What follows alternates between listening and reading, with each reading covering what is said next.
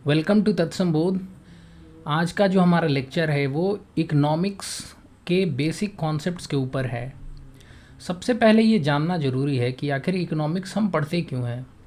तो आपको मालूम चलेगा कि वर्ल्ड में जो है ना, जो रिसोर्सेस हैं वो लिमिटेड हैं, लेकिन ह्यूमन बींग्स की ज़रूरतें बहुत ज़्यादा हैं। अब ज़रूरत और जितनी बची रिसोर्सेस हैं उसके बीच एक मिसमैच होना वाजिब सी बात है।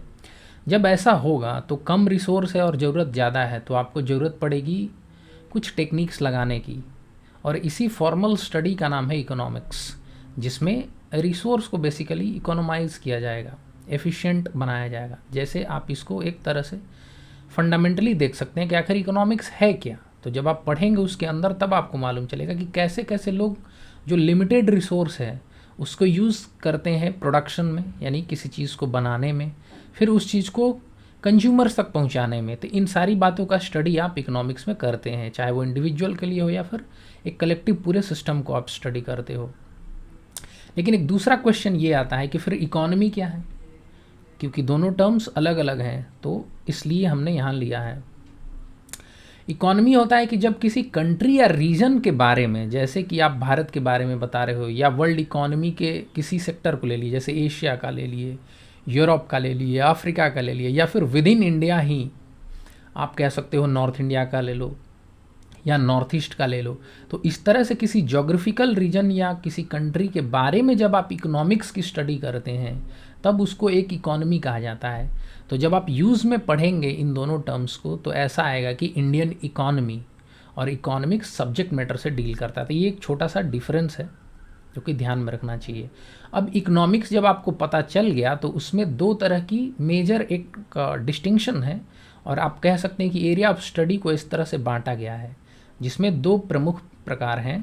तो सबसे फर्स्ट वाला है माइक्रो इकोनॉमिक्स, जिसमें कि हम इंडिविजुअल कंज्यूमर्स और प्रोड्यूसर्स के बिहेवियर को पढ़ते हैं। फॉर एग्जांपल, आप कंज्यूमर किसको कहते हैं? जैसे हम लोग घर में रहते हैं, आप गए, पेस्ट की ज़रूरत है तो आप जाके ख़रीद रहे हो, आपको बिस्किट की ज़रूरत है, आपको चाय की ज़रूरत है, तो अलग अलग आपकी ज़रूरतों के हिसाब से आप अलग अलग बिहेवियर करते हो। अगर महंगाई बढ़ जाती है तो कोई चीज़ आप कम कर देते हो, जैसे अनियंस का दाम हमेशा अक्सर बढ़ते रहता है तो आप कभी कम कंज्यूम करने लगते हो। जब सस्ता होता है कोई प्रोडक्ट, जैसे मोबाइल वगैरह का दाम दिवाली पे अगर ऑफ़र आते हैं तो आप ज़्यादातर लोग उसको अप्रोच करते हैं, या फ्लिपकार्ट, अमेज़ॉन पे बहुत सारे सेल्स आते हैं तो आप ख़रीदना ज़्यादा प्रीफर करते हो। तो ये जो एक एक इंडिविजुअल स्तर पे जो कंज्यूमर का स्टडी होता है, या फिर बिजनेसेस का ही ले लीजिए, प्रोड्यूसर्स कौन है, जैसे कंपनी है, रिलायंस है, जियो आपको दे रही है, या जियो मोबाइल फ़ोन दे रहा है, तो वो क्या क्या डिसीजन ले रहा है, या आप दूसरे सेक्टर का भी एग्जांपल ले सकते हैं।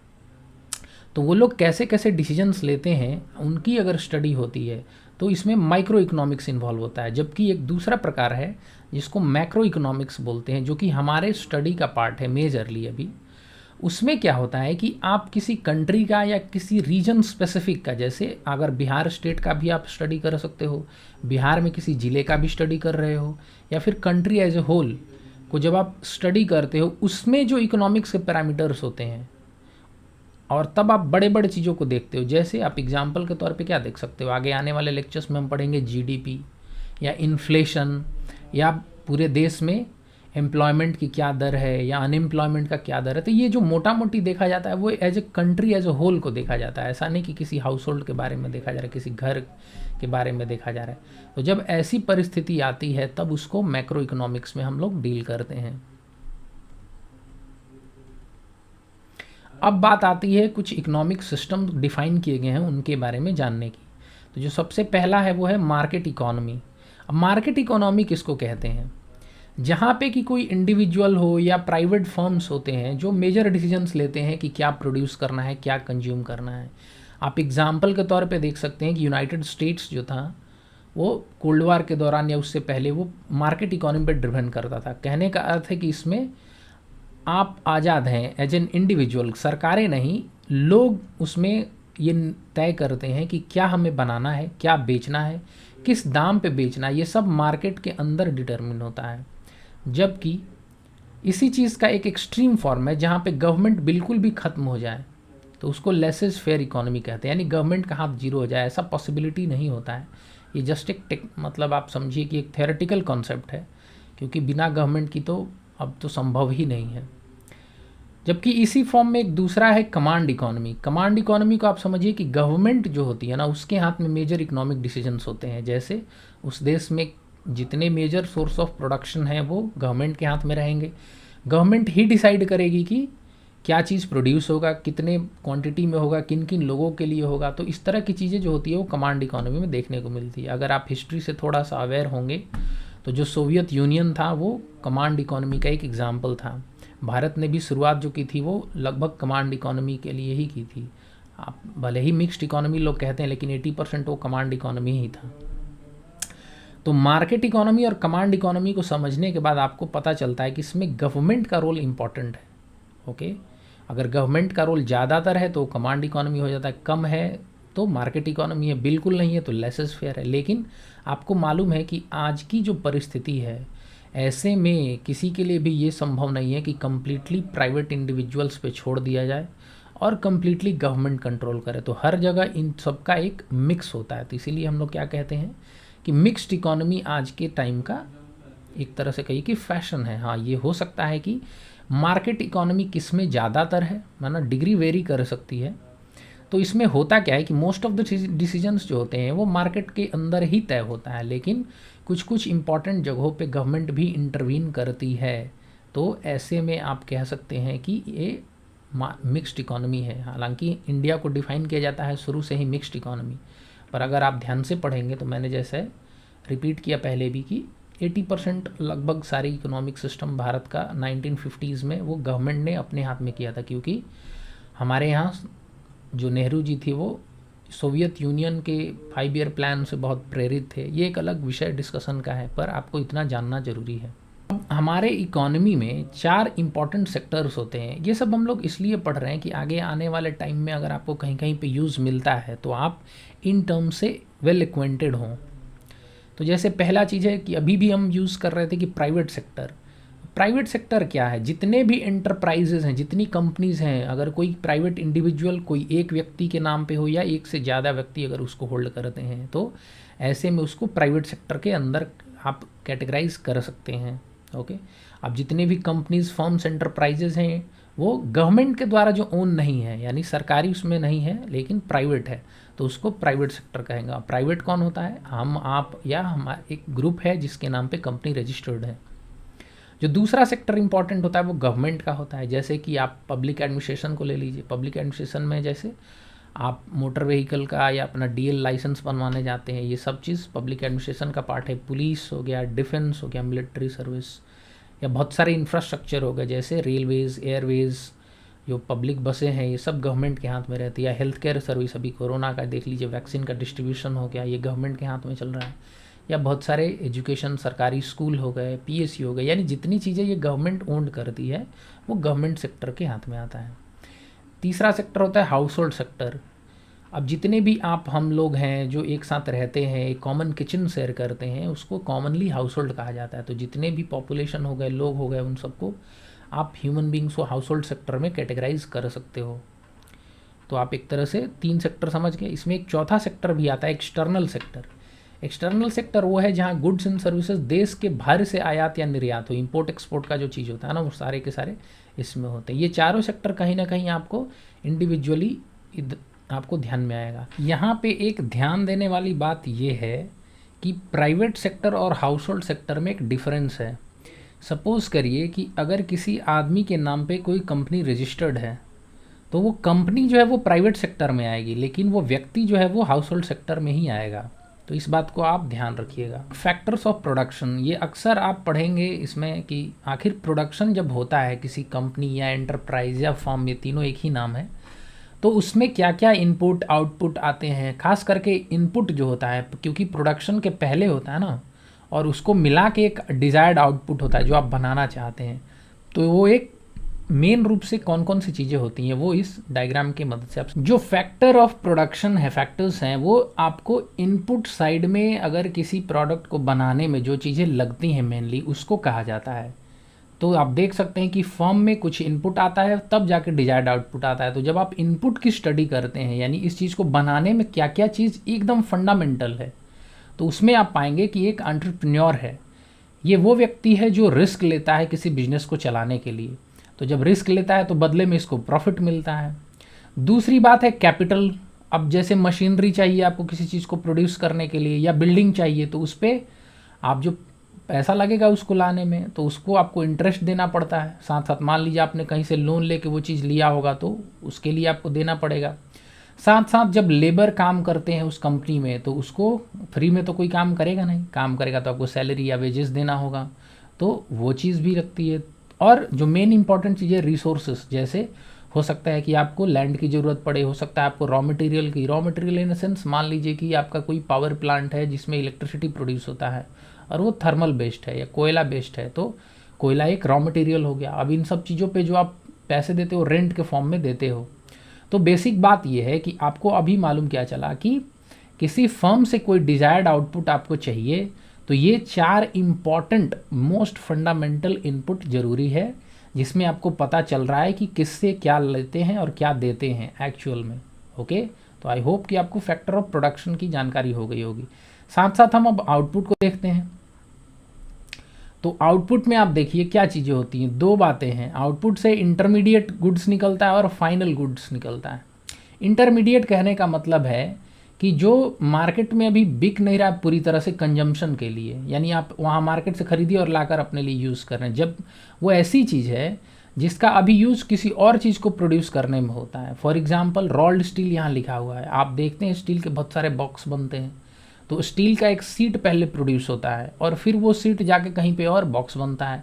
ऐसे बहुत सारी चीज़ों में, जैसे ट्रेन का डब्बा हो गया उसमें भी स्टील लगता है, तो स्टील की परत पहले बनती है लेकिन फिर जाके वो डब्बा बनता है, तब जाके फाइनल प्रोडक्ट होता है।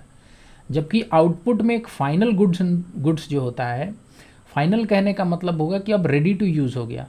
ओके, अब मार्केट में वो बिक रहा है, अब उसको फर्दर हम यूज़ कर कैसे कैसे यूज़ करते हैं उस पर डिपेंड करता है। जैसे कैपिटल गुड्स और कंजम्पशन गुड्स, 2 में फाइनल गुड्स एंड सर्विसेज को आप अलग कैटेगरी करते हो।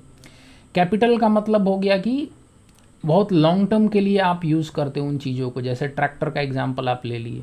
जबकि कंजम्पशन में क्या होता है कि वो तुरंत कंजम्पशन के लिए यूज होता है। उसमें हालांकि 3 कैटेगरी डिफाइन की गई है, जैसे ड्यूरेबल है जो 3 साल से अधिक हो, जैसे टीवी सेट्स, या 3 साल से कम जैसे कपड़े हो गए या खाने के सामान पिज्ज़ा वगैरह हो गए, तो आप लाते हो और तुरंत कंज्यूम कर लेते हो।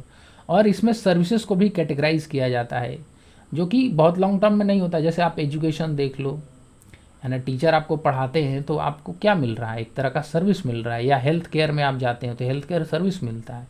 या आप एयरवेज में कहीं ट्रैवल करो तो आप टिकट भले कटाते हो, लेकिन मान लो पटना टू बेंगलोर आप ट्रैवल करते हो तो उसमें आपको एक तरह का उसने सुविधा दे दिया कि हाँ यहाँ से यहाँ आप चले गए, आपने पैसा दे दिया, तो वो एक तरह का सर्विस हो गया। तो ये आउटपुट का कुछ कैटेगराइजेशन है जो कि कैपिटल और कंजम्पशन में यूज होता है। कहीं कहीं पे इंटरमीडिएट गुड्स होगा, तो आपको अब पता चल गया कि इंटरमीडिएट, कैपिटल और कंजम्पशन में क्या क्या डिफरेंसेस हैं। ओके, अभी इन्हीं चारों के बारे में थोड़ा एक एक लाइन है, 1 लाइनर है। गुड्स एंड सर्विसेज आप आई होप आपको समझ में आ गया हो, क्योंकि गुड्स जो होता है ना, जैसे टच कर सकते हो, टेंजिबल चीज़ें जैसे मोबाइल फ़ोन हो गया। जबकि सर्विसेज मैंने आपको बताया प्रीवियस स्लाइड में कि एजुकेशन हो गया, हेल्थ केयर हो गया, या फिर ट्रैवल करते हो उसमें आपको ये सब सर्विसेज हो गया। होटल में जो सर्विस मिलता है ये सब इनटेंजिबल, आप टच नहीं कर सकते, कोई प्रोडक्ट नहीं है पर फिर भी आपको पैसा पेड करना पड़ता है। तो ये जो फैक्टर ऑफ प्रोडक्शन है उसमें मैंने बताया आपको एंटरप्रेन्योर रिस्क लेता है नया बिजनेस चालू करने के, इसीलिए उसको प्रॉफिट भी मिलता है। सिमिलरली कैपिटल में जैसे बिल्डिंग मशीनरी इक्विपमेंट है तो उसमें आपको इंटरेस्ट देना पड़ता है इन चीज़ों के लिए। फिर नेचुरल रिसोर्सेज है, जैसे लैंड हो गया, रॉ मटेरियल, कोयला वगैरह हो गया, जो नेचुरली अवेलेबल है, किसी मैन मेड प्रोसेस के द्वारा नहीं बनाया गया है, और उस पर आपको रेंट देना पड़ता है। और फिर लेबर है, जो लोग काम करते हैं, हो सकता है कि वो मजदूर हों, अनस्किल्ड हो सकते हैं, उनके पास कोई भी मतलब एक मैनुअल हो सकता है, पूरी तरह से अपने शरीर का बल लगाते हो, या दिमाग वाले लोग हों, या दोनों हों। तो ऐसे में उनको वेजेज जो दिया जाता है या सैलरी दी जाती है वो लेबर में आता है। तो ये 4 फैक्टर आप कह सकते हैं कि ये फैक्टर्स ऑफ प्रोडक्शन है, जो कि किसी भी प्रोडक्ट को बनाने के लिए किसी कंपनी को ज़रूरत होता है। अब इसी में एक सर्कुलर फ्लो ऑफ इनकम दिखाया जाता है कि जैसे मान लीजिए कंपनी प्रोड्यूस कर रही है तो वो भी किसी पैसे पे बेचेगी और वो अपना प्रॉफिट देख के बेचेगी। फिर उस कंपनी में जो लोग काम कर रहे हैं उनको वो वेजेज देगी, रेंट देगी। आप देख रहे हैं ना, अलग अलग फैक्टर ऑफ प्रोडक्शन के लिए उसको पैसा देना पड़ेगा। तो वो कैसे कैसे हाउस होल्ड में जाता है, कैसे कैसे हमारे सिस्टम के अंदर वही इनकम घूमता है, इसमें सिर्फ एक्सटर्नल सेक्टर को हटा के एक प्रेजेंटेशन टाइप का दिखाया गया है। तो आप इसमें देखिए, ध्यान से देखिए, जो कंपनी है, फर्म्स लिखा हुआ है, अगर वो कोई सामान बनाती है तो किसके लिए बनाती है, वो सामान कौन खरीदेगा, तो हाउस होल्ड, हम और आप ही खरीदते हैं। जब आप कोई खरीदेंगे तो उस पर खर्च करेंगे, तो वो एक्सपेंडिचर हो गया आपका गुड्स एंड सर्विसेज पे। साथ साथ आप देखिए यहाँ पर दिख रहा है ना, expenditure on goods and services. तो ये आप जब कोई सामान खरीदेंगे तो कंपनी को ये पैसा जाएगा। ओके, अब फिर देखिए, अब ये कंपनी जब गवर्नमेंट से डील करती है तो गवर्नमेंट को वो अगर प्रॉफिट होता है तो टैक्सेस देना पड़ता है, और साथ साथ सरकार क्या देती है इनको, सरकार सब्सिडी देती है, इंसेंटिव देती है, कहती है ना कि बैकवर्ड जिले में अगर आप कंपनी लगाएंगे तो 5 साल के लिए टैक्स में छूट मिलेगा, तो इस तरह के रिबेट्स एंड कंसेशंस देती है।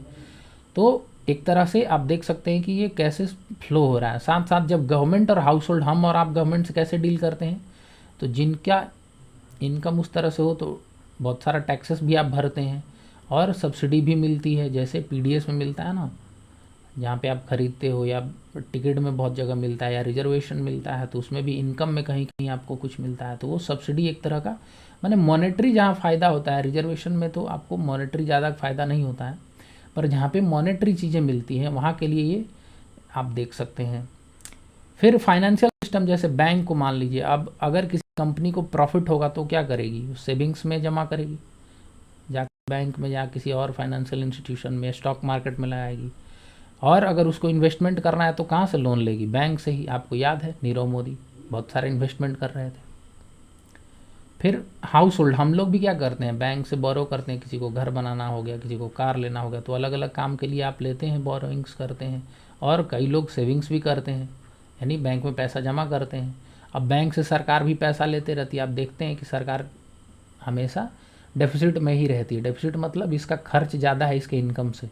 तो ये बेसिक चीज़ क्या है कि आपको दिखाया जा रहा है कि कैसे अलग अलग सेक्टर्स ऑफ इकोनॉमी जो है, एक्सटर्नल सेक्टर को छोड़ के आपस में इस इनकम का कैसे एक तरह से सर्कुलर फ्लो होते रहता है, वो कहीं स्टैटिक जगह पे नहीं रहता है।